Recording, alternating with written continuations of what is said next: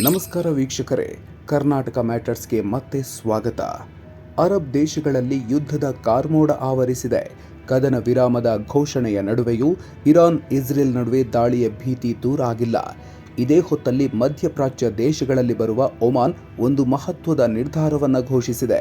ಲಕ್ಷಾಂತರ ಭಾರತೀಯರ ಮೇಲೂ ಪರಿಣಾಮ ಬೀರುವ ನಿರ್ಧಾರ ಅದು. ಏನದು ನಿರ್ಧಾರ? ಇದರಿಂದ ಭಾರತೀಯರ ಮೇಲೆ ಏನು ಪರಿಣಾಮ ಬೀರುತ್ತೆ? ಅದೆಲ್ಲವನ್ನ ನೋಡೋದಕ್ಕೂ ಮೊದಲು ಕರ್ನಾಟಕ ಮ್ಯಾಟರ್ಸ್ ಚಾನಲ್ಗೆ ತಪ್ಪದೇ ಸಬ್ಸ್ಕ್ರೈಬ್ ಆಗಿ, ಬೆಲ್ ಐಕಾನ್ ಪ್ರೆಸ್ ಮಾಡೋದನ್ನ ಮರಿಬೇಡಿ.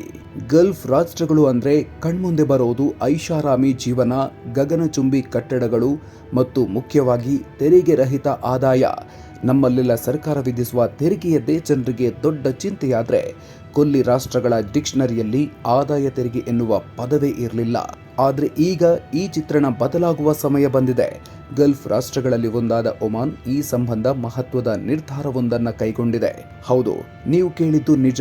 ದಶಕಗಳಿಂದ ತೆರಿಗೆ ಮುಕ್ತ ಸ್ವರ್ಗವಾಗಿದ್ದ ಗಲ್ಫ್ ರಾಷ್ಟ್ರಗಳಲ್ಲಿ ಇದೀಗ ಆದಾಯ ತೆರಿಗೆಯ ಮಾತು ಕೇಳಿ ಬರ್ತಿದೆ. ಈ ನಿಟ್ಟಿನಲ್ಲಿ ಮೊದಲ ಹೆಜ್ಜೆ ಇಟ್ಟಿದೆ ಒಮಾನ್.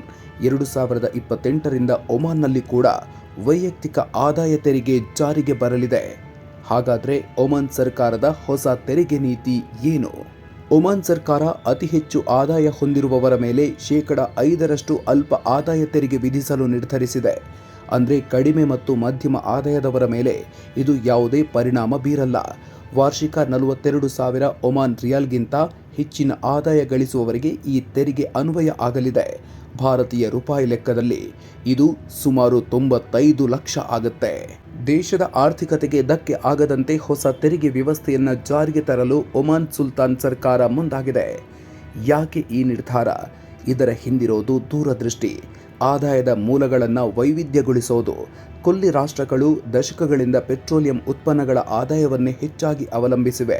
ಅಪವಾದಕ್ಕೆ ಯುಎಇ ಮೊದಲಾದ ದೇಶಗಳು ಈ ಕಚ್ಚಾ ತೈಲದ ಮೇಲಿನ ಅವಲಂಬನೆಯನ್ನ ಕಡಿಮೆ ಮಾಡಿವೆ.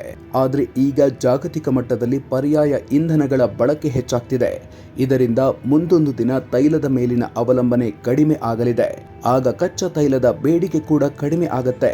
ಹೀಗಾಗಿ ಇದನ್ನೇ ನಂಬ್ಕೊಂಡು ಕೂತ್ರೆ ಆಗಲ್ಲ ಅಂತ ಡಿಸೈಡ್ ಮಾಡಿದ್ದಾರೆ ಒಮಾನ್ನ ಸುಲ್ತಾನ ಹೈತಮ್ ಬಿನ್ ತಾರಿಕ್ ಅಲ್ ಸೈದ್. ಹೀಗಾಗಿ ಬೇರೆ ಬೇರೆ ಆದಾಯದ ಮೂಲಗಳನ್ನು ಹುಡುಕಲು ಮುಂದಾಗಿದ್ದಾರೆ.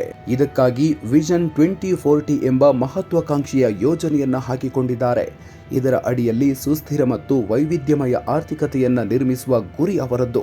ಪ್ರವಾಸಿಗರನ್ನ ಸೆಳೆಯಲು ದೊಡ್ಡ ಪ್ಲಾನ್ ಹಾಕಿಕೊಳ್ಳಲಾಗಿದೆ. ಆದಾಯ ತೆರಿಗೆ ಕೂಡ ಇದರ ಒಂದು ಭಾಗ.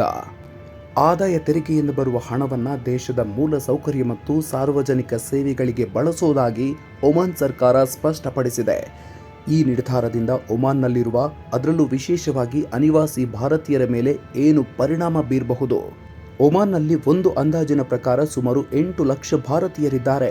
ಸದ್ಯಕ್ಕಂತೂ ಅತಿ ಹೆಚ್ಚು ಆದಾಯ ಹೊಂದಿರುವವರಿಗೆ ಮಾತ್ರ ಈ ತೆರಿಗೆ ಅನ್ವಯ ಆಗೋದ್ರಿಂದ ಬಹುಪಾಲು ಭಾರತೀಯರಿಗೆ ಇದರಿಂದ ವಿನಾಯಿತಿ ಸಿಗಲಿದೆ. ಒಟ್ಟಿನಲ್ಲಿ ಒಮಾನ್ನ ಈ ಐತಿಹಾಸಿಕ ನಿರ್ಧಾರ ಇಡೀ ಅರಬ್ ವಲಯದಲ್ಲೇ ಸಂಚಲನ ಸೃಷ್ಟಿಸಿದೆ. ಹೊಸ ಆರ್ಥಿಕ ಪರ್ವಕ್ಕೆ ನಾಂದಿ ಹಾಡಿದೆ.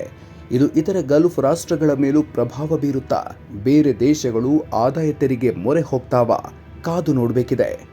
ವೀಕ್ಷಕರೇ, ಈ ಬಗ್ಗೆ ನಿಮ್ಗೇನನ್ಸುತ್ತೆ? ಕಾಮೆಂಟ್ ಬಾಕ್ಸ್ನಲ್ಲಿ ನಮಗೆ ತಿಳಿಸಿ. ನಮ್ಮ ಚಾನಲನ್ನು ಸಬ್ಸ್ಕ್ರೈಬ್ ಮಾಡೋದನ್ನು ಮರಿಬೇಡಿ. ಮತ್ತೊಂದು ವಿಡಿಯೋದೊಂದಿಗೆ ಮತ್ತೆ ಸಿಗೋಣ. ನಮಸ್ಕಾರ.